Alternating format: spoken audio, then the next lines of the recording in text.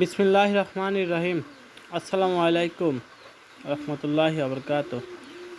কীভাবে হাঁস মুরগিকে সুস্থ রাখা যায় আজকে আমি আপনাদেরকে দেখাবো। কি কি ওষুধের মাধ্যমে সুস্থ রাখতে হয়। আজকে আমি আপনাদেরকে দেখাবো আমি কিভাবে হাঁস এবং মুরগিকে সুস্থ রাখি। তো আপনারা অনেকেই যে এই সময়টা এসে আপনাদের অনেকেরই মুরগি মারা যায়, তো এগুলোর ট্রিটমেন্ট আছে, হয়তো আমরা করি না, কারণ যেটা মারা যায় সেটা তো গেলই, আল্লাহ নিয়ে গেছে তাই মারা গেছে, কিন্তু এটার একটা ট্রিটমেন্ট আছে যেগুলো আমরা করি না। আমি জানি অনেকেই, আমাদের গ্রামেও করে না কেউই। তো আমি দেখাবো যে কয়টা মুরগির প্রতি কীভাবে কী ওষুধ খাওয়াতে হয়। তো 5টা মুরগি, 5টা বড় মুরগির জন্য আপনি দেখতেছেন একটা রেনামাইসিন অ্যান্টিবায়োটিক, 5টা মুরগির জন্য একটা রেনামাইসিন অ্যান্টিবায়োটিক, প্লাস 5টা হাঁসের জন্য একটা রেনামাইসিন, আর একটা নাপা, প্লেন নাপা, আপনারা দেখতে পাচ্ছেন প্লেন নাপা একটা, 5টা মুরগির জন্য একটা প্লেন নাপা। হিস্টাসিন দেবেন আপনারা 2.5টা করে, 5টা মুরগির প্রতি 2.5টা করে।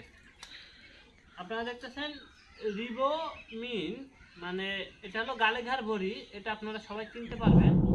তো এইটা দিবেন, এটা 2টা করে দিবেন, 5টা মুরগি প্রতি, 5টা হাঁস প্রতি 2টা।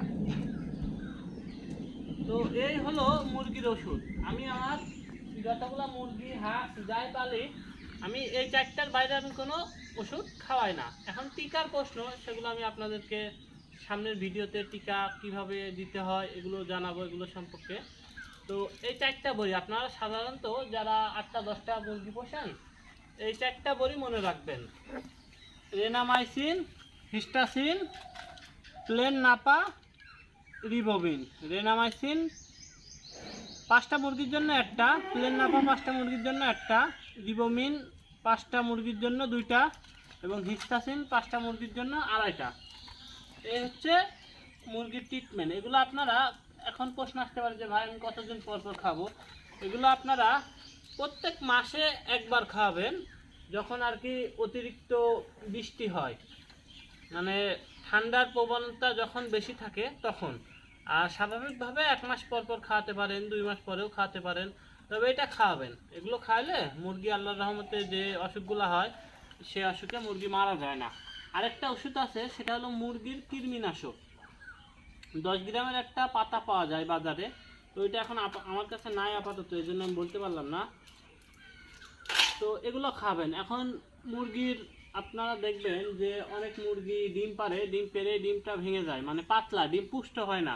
মুরগিরও কিন্তু ভিটামিনের প্রয়োজন আছে। তো এই যে দেখতেছেন ক্যালপ্লেক্স, এই ক্যালসিয়ামটা আপনারা মুরগিকে খাওয়াবেন।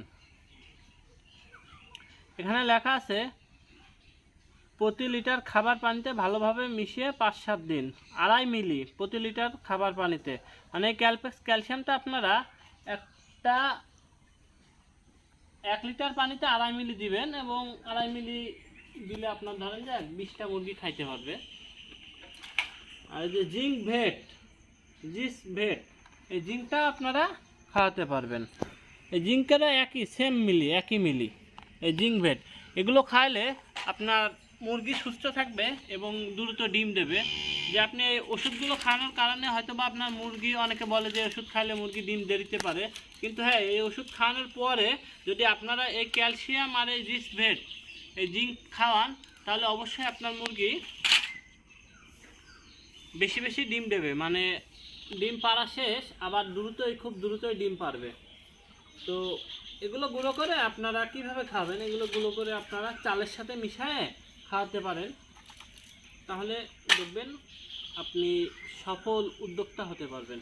কারণ ভাই, অনেক কষ্ট করে আমরা এই মুরগিগুলো লালন পালন করি, হাঁসের বাচ্চাগুলো লালন পালন করি, এগুলো যদি মারা যায় তাহলে আসলে কষ্ট লাগে। কারণ পশু পাখিকে আমরা সবাই ভালোবাসি, আর পশু পাখিকে ভালোবাসা উচিত। তো এইভাবে আপনারা খাবেন, গুঁড়া করে সবগুলো বড়ি গুঁড়া করে মিক্সড করে ভালো করে ফিনিশ করে আপনারা মুরগিকে চালের সাহায্যে অথবা ভাতের সাহায্যে মাখিয়ে দিবেন, মুরগি খেয়ে নেবে। তো সবাই ভালো থাকবেন, আল্লাহ হাফেজ।